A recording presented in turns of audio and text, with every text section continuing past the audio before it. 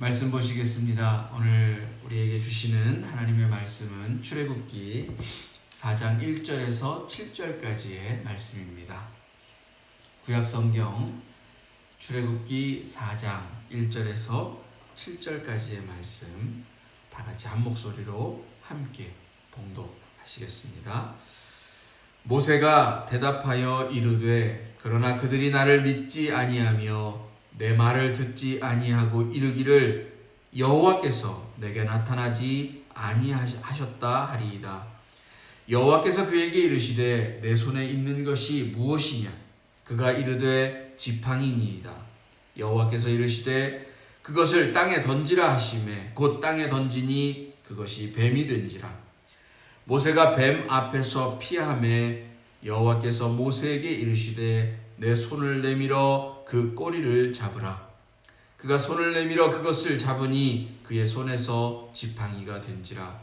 이는 그들에게 그들의 조상의 하나님 곧 아브라함의 하나님, 이삭의 하나님, 야곱의 하나님 여호와가 내게 나타난 줄을 믿게 하려 함이라 하시고, 여호와께서 또 그에게 이르시되 내 손을 품에 넣으라 하시매 그가 손을 품에 넣었다가 내어보니 그의 손에 나병이 생겨 눈같이 된지라. 이르시되 내 손을 다시 품에 넣으라 하시매 그가 다시 손을 품에 넣었다가 내어보니 그의 손이 본래의 살로 되돌아왔더라. 아멘.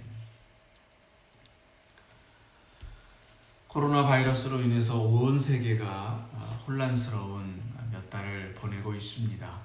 그러나 한편으로는 이제 서서히 또 일상을 회복하려는 그런 움직임도 보이고 있습니다. 많은 사람들이 현재의 이 코로나 위기를 넘어서면 변화하게 될 앞으로의 삶에 대하여서 관심을 두고 있습니다. 우선은 이 바이러스로 인해서 잠시 멈추어진 그 인간의 활동이 지구의 환경을 일시적으로나마 개선시켰다라는 점에서 그동안 지나쳤던 인간 중심의 활동들에 대한 반성이 생겨날 것이라고들 말합니다. 하지만 저는 왠지 이 반성은 그리 오래가지 않을 것 같습니다. 오히려 지난 몇 개월간 억눌렸던 인간의 활동을 폭발적으로 늘리면서 금방 예전 수준을 회복할 것으로 그렇게 생각이 되기 때문입니다. 설사 당장은 조심한다 하더라도 바라기는 많은 사람들이 이 질 좋은 이 공기와 또 풍요로운 생태 환경이 얼마나 소중한가를 깨달았던 지난 몇 개월간의 기억이 점진적인 우리들의 행동의 변화를 불러오기를 바랄 뿐입니다. 그동안 우리는 사실 이 개발과 성장을 통해서 우리의 먹거리를 만들어 왔습니다.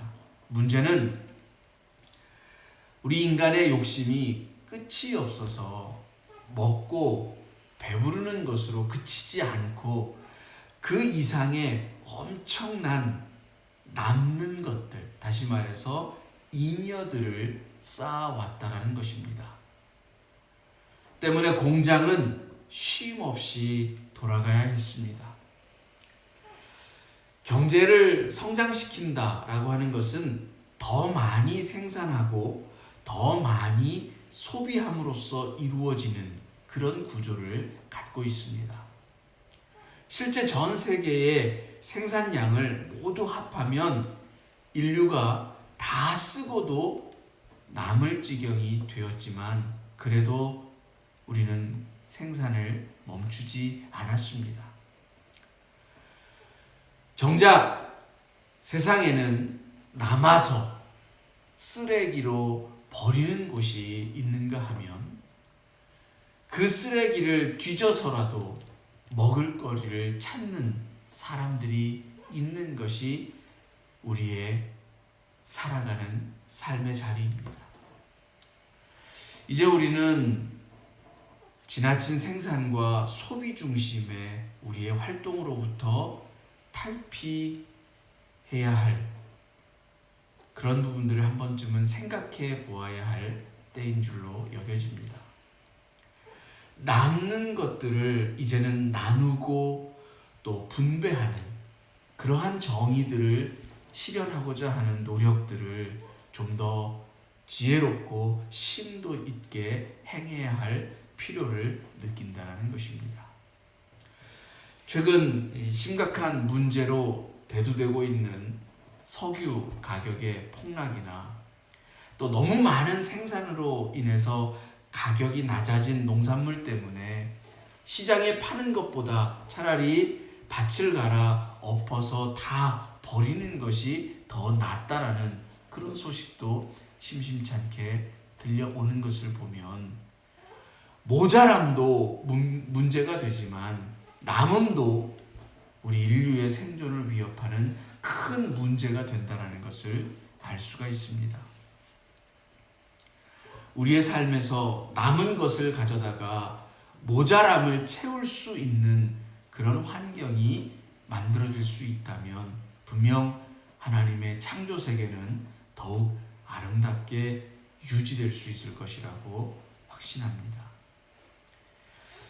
물질 세계에서 남음과 모자람을 잘 관리하여서 균형을 이루는 것도 중요하지만 우리 각 개인의 정신적인 면도 마찬가지입니다. 인간의 정신을 이루는 두 요소는 이성과 감정입니다.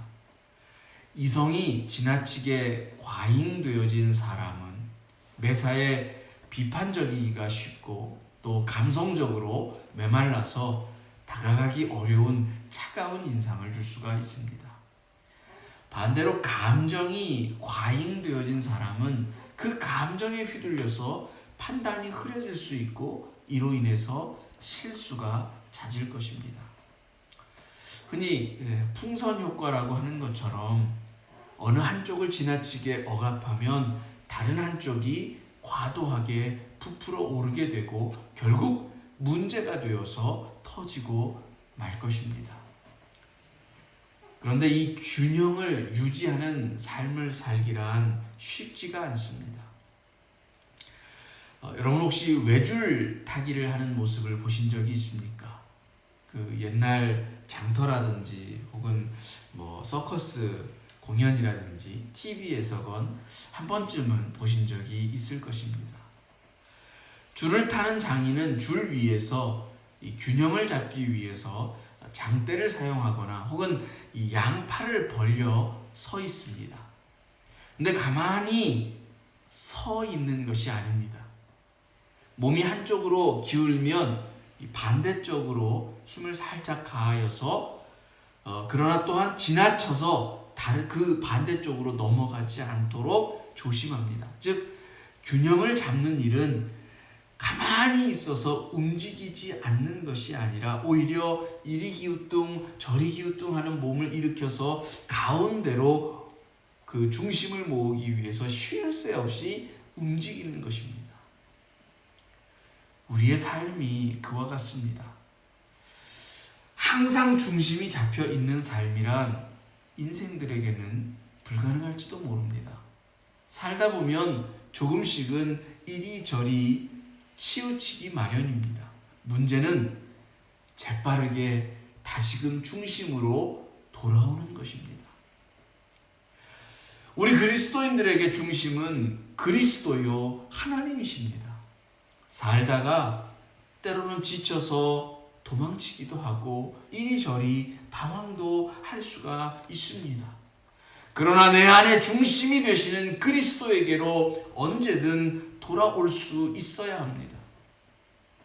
보통은 우리의 의지와 힘으로 돌아오려고 하지만 사실 그렇지 못할 때가 더 많이 있습니다.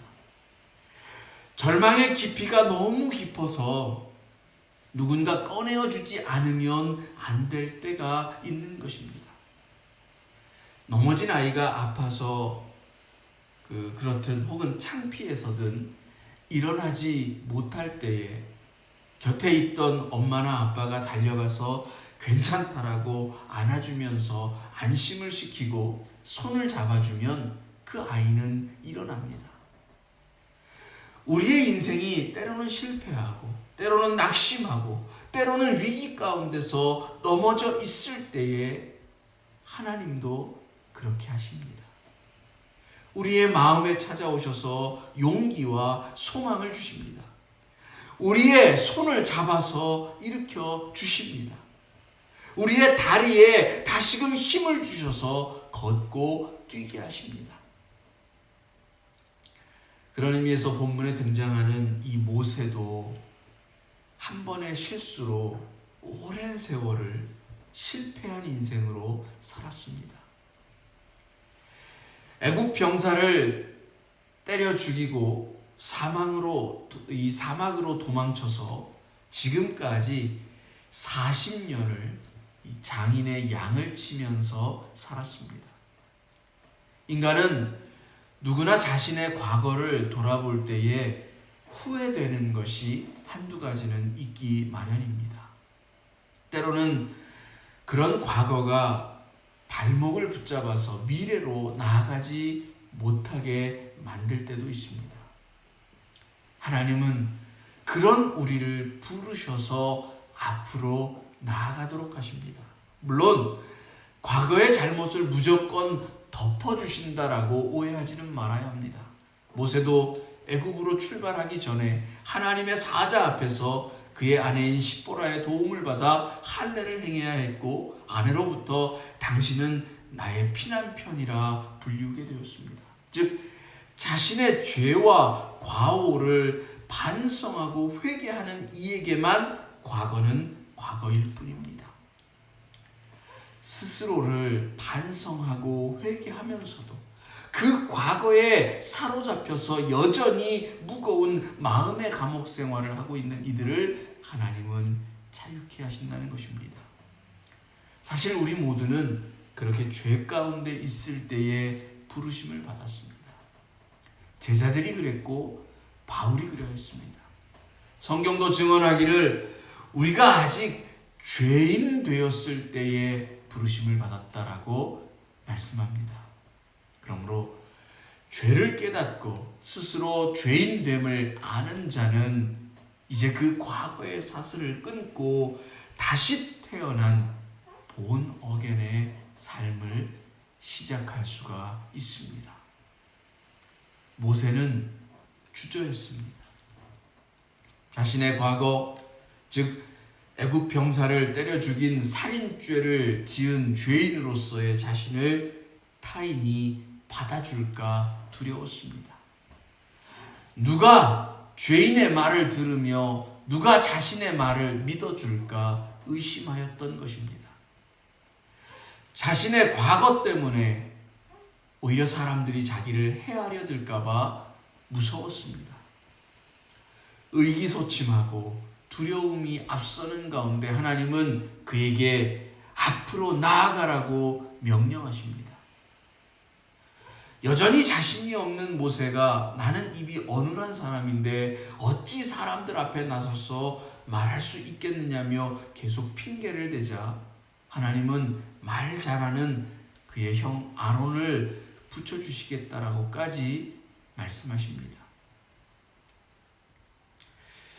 코로나 때문에 경제적으로 매우 힘든 삶을 겪고 있는 우리들, 그래서 많이 움츠러들어져 있는 우리들도 앞으로 다시 회복할 수 있을까? 일이 잘 될까? 내가 다시금 잘 해낼 수 있을까? 불안할 수 있습니다. 하나님은 우리 자신이 아니라 하나님을 믿으라 하십니다. 모세가 자신을 돌아보면 그저 죄를 짓고 피신한 도망자요, 나이 80에 들어선 노인이요, 능력도 힘도 없는 광야의 양치기일 뿐입니다. 우리도 그렇습니다. 그러나 하나님은 그런 우리 자신을 바라보라는 것이 아닙니다. 우리를 쓰시고자 하는 하나님을 믿으라고 하십니다. 여전히 두려운 마음으로 서 있던 모세에게 하나님은 두 가지의 이적을 나타내십니다. 먼저 하나님은 모세에게 그가 지닌 지팡이를 땅에 던지라고 말씀합니다. 이 중동 지역에서 지팡이는 목자의 도구입니다.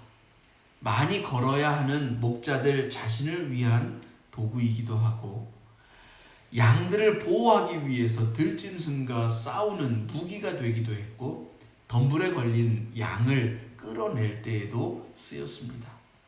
그러니까 일종의 목자들에게는 분신과도 같은 그런 물건인 것입니다.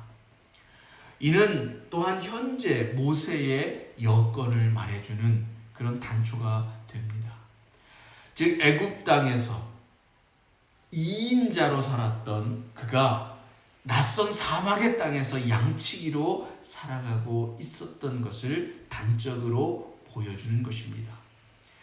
당시 최강대국의 국가에서 최고의 학문을 익혔고 차기 파라오로서의 후계자 교육을 받았던 그런 인물이 자신의 혈기로, 자신의 힘으로 자기 백성을 구하려고 할 때에는 오히려 쫓기는 신세가 되어서 지금은 아무도 거들떠보지 않는 이름 모를 들판에 나이든 목자가 되어 있었던 것입니다.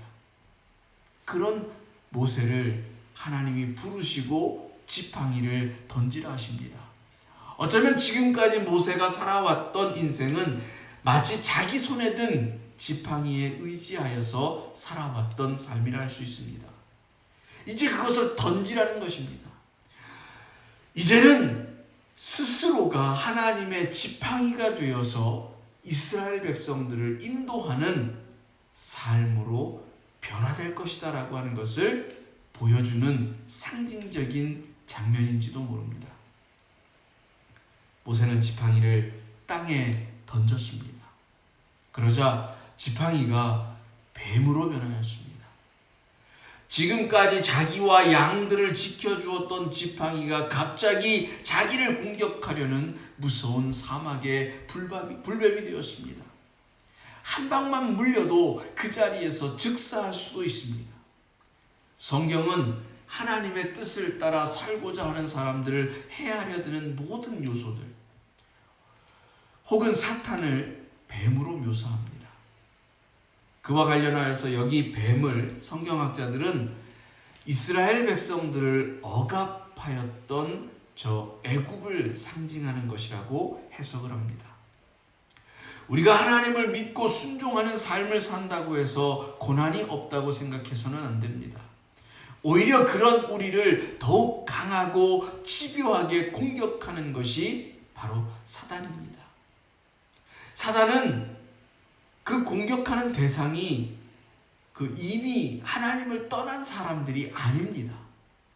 그들은 이미 공격할 필요가 없는 그런 대상들입니다. 그러니 진리를 따르고자 할 때에는 당연히 늘 시험이 자리하고 있다라고 하는 사실을 잊지 마십시오. 우리가 선한 삶을 살고자 할 때 마음에서는 항상 또 다른 소리들이 들려올 것입니다. 그게 너에게 손해가 되지 않을까? 오히려 너를 피곤하게 하지 않을까? 때로는 그렇게 우리를 방해하고 우리의 마음을 어지럽히고 때로 우리를 유혹하고 우리를 선한 그런 일에서 벗어나게 하려는 그런 속삭임들이 있다는 것입니다. 그럴 때 우리는 뱀을 제압해야 합니다. 하나님은 모세에게 뱀의 꼬리를 잡으라고 하십니다. 여러분, 근데 이것은 이상하지 않습니까? 상식에서 벗어난 행위입니다.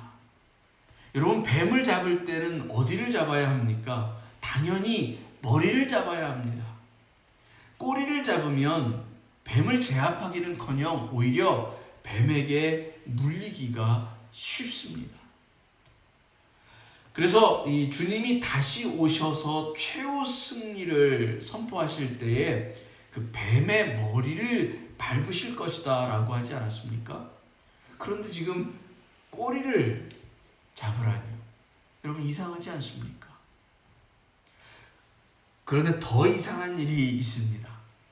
보통의 사람이라면 이 뱀의 꼬리를 잡으라 라고 하면 왜 꼬리를 잡습니까? 그러다 물리면 어쩌려고요? 나는 그렇게 못하겠습니다.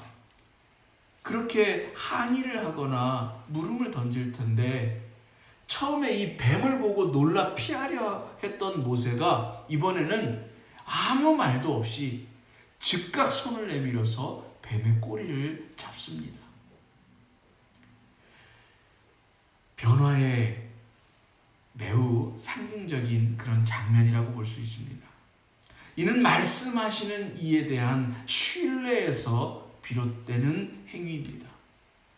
사람의 생각으로 실패를 경험했던 모세가 이제 하나님의 말씀을 믿고 순종하는 이로 변화하는 것입니다. 하나님이 이끄시는 대로 순종할 때에 내 경험과 지식으로는 안 될 것 같은 일이 되는 역사가 생겨나는 것입니다.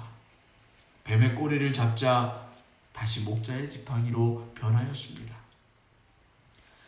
여러분에게도 하나님의 소리가 들려질 때에 모세처럼 행하실 수 있습니까? 실패와 위기를 듣고 다시 우리에게 주어진 사명의 길을 가고자 할 때 하나님의 말씀에 온전히 순종하실 수가 있습니까? 모세는 뱀의 꼬리를 잡는 상징적 행위를 통해서 하나님에 대한 신뢰와 믿음을 나타냈습니다. 그리고 그의 남은 삶은 마지막 순간까지 하나님에 대한 온전한 신뢰 그 자체였습니다. 이어서 하나님은 모세에게 가슴에 손을 넣었다 빼라 하십니다. 그러자 모세의 손이 문둥병자의 손이 되었습니다. 이는 애굽에서 문둥병자와 같은 처참한 노예의 생활을 보내고 있었던 이스라엘 백성의 현실과 또한 그들이 애굽에서 범했던 부정한 허물들을 상징합니다. 문둥병에 걸리게 되면 전염을 막기 위해서 공동체로부터 격리됩니다. 코로나 바이러스로 인해서 온 세계의 사람들이 어느 정도 이 격리를 경험하게 되었습니다. 여러분 답답하시죠? 근데 과거에는 지금 저희가 경험하는 그런 정도의 격리가 아닙니다. 공동체로부터 완전히 격리되어서 고립된 생활을 합니다. 그들에게는 사회적인 멸시와 천대가 행해지고 공동체로부터 그 어떤 보호도 받지 못하고 생명의 안전도 보장되지 않습니다. 그들 스스로도 저주받은 인생으로 여기고 죽지 못해 살아가는 비참한 환경에 놓이게 됩니다. 성경에서는 하나님 앞에 범죄한 인생들이 이 하나님으로부터 격리되어져 있는 상태를 이 문둥병자의 모습으로 비유하기도 합니다. 또한 지금 이스라엘 백성들이 이집트 땅에 살고는 있지만 결코 이집트의 구성원이 될 수 없었던 상황을 상징적으로 보여줍니다. 이집트의 사람들은 자신들과 달리 양과 소를 치며 들판에서 살아가는 유대인들을 멸시하여서 고센 땅에 격리시켰습니다. 유대인들은 이집트 안에서 마치 문둥병자처럼 고센이라고 하는 땅에 격리되고 유리되어서 노예처럼 살아갔던 것입니다. 하나님은 그런 이스라엘 백성들을 다시 회복시키겠다라는 것입니다. 저들에게 약속의 땅을 주시겠다는 것입니다. 모세가 다시 한번 가슴에 손을 넣었다 빼니 다시 온전케 되어진 것이 그 상징적 예표입니다. 누가 하시느냐? 하나님이 하십니다. 우리에게 하나님이 요구하시는 것은 순종입니다. 하나님을 믿고 우리의 삶을 드릴 때 하나님이 행하심으로 우리는 자유를 얻을 것입니다. 젖과 꿀이 흐르는 약속의 땅을 얻게 될 것입니다. 여러분 믿습니까? 그러면 뱀의 꼬리를 잡는 일에 또 손을 가슴에 넣었다 빼는 일에 저 모세처럼 이제는 주저함이 없으시기 바랍니다. 이제 모세가 다시 집어든 그 지팡이는 예전의 지팡이가 아닙니다. 믿음으로 붙잡은 지팡이는 이제 능력입니다.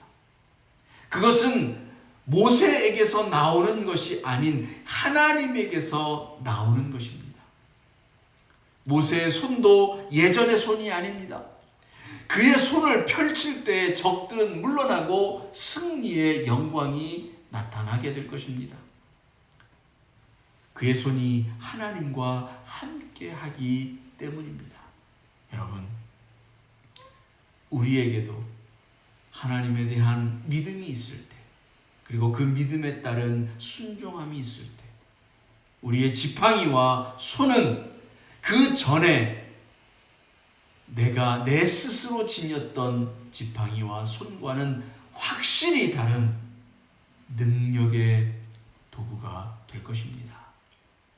하나님의 뜻을 따라 살아가는 복된 한 주간이 또한 되시기를 주님의 이름으로 축원합니다. 기도하시겠습니다. 하나님, 모세의 지팡이는 이제 하나님의 능력의 도구가 되어졌습니다. 그의 손이 휘어졌다 다시 회복되어진 것처럼 이스라엘 백성들은 하나님 앞에 새로운 약속의 땅을 받아 누리게 될 것입니다. 하나님, 오늘 우리의 인생에도 위기가 있습니다. 우리가 넘어져 쓰러지고 아파하며 절망 가운데 있는 그런 때도 있습니다. 그러나 하나님은 우리를 찾아오십니다. 손을 내밀어서 우리를 붙잡아 일으키십니다. 나아가라 하십니다. 계속해서 주저앉아 있을 것이 아니라 하나님이 능력이 되시고 하나님이 행하시고 하나님이 인도하시고 하나님이 역사하실 것이기에 우리로 하여금 나아가라 말씀하십니다. 하나님, 주님을 믿는 우리의 믿음이 더욱 굳건하여지게 하옵소서. 그 믿음이 우리를 나아가게 하실 줄로 믿습니다. 우리는 다시 회복되어질 줄을 믿습니다. 우리는 다시 일어서게 될 줄을 믿습니다. 우리의 믿음이 하나님께로부터 나오는 능력이 되어져서 이전과는 확연히 다른 하나님이 주시는 약속의 땅을 보게 될 줄을 믿습니다. 하나님, 이 믿음을 갖고 또 한 걸음 나아가는 주의 거룩한 백성들에게 하옵소서. 예수님의 이름으로 기도드립니다.